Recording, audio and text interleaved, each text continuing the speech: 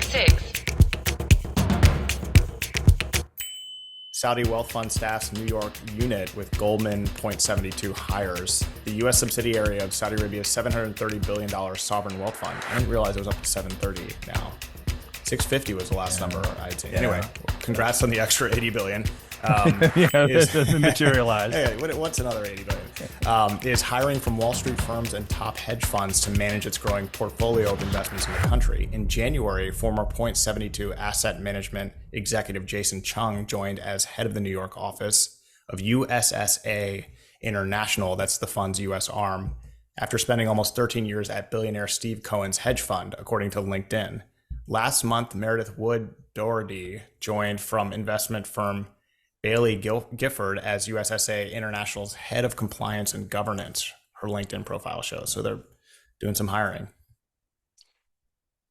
Yeah, and I think, this is part of they PIF opened offices in New York, London, and Hong Kong. And it looks like they're growing the New York office quickly.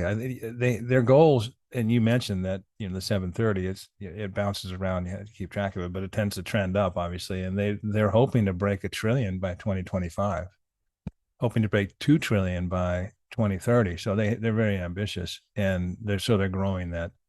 Certainly growing the U.S. office. To date, I guess their biggest investment in the U.S. is they have a $20 billion commitment to the Blackstone Infrastructure Partners.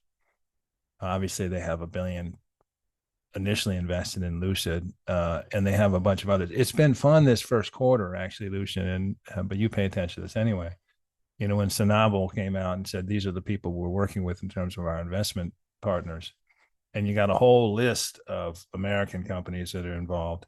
It's fun to sort of see a little bit more of what PIF is doing and who they're partnering with and how they focus. Obviously they just, I think it's a Yella today. They just invested a little bit more in EA Electronic Arts. So they're very active, and obviously we know they have tremendously ambitious goals.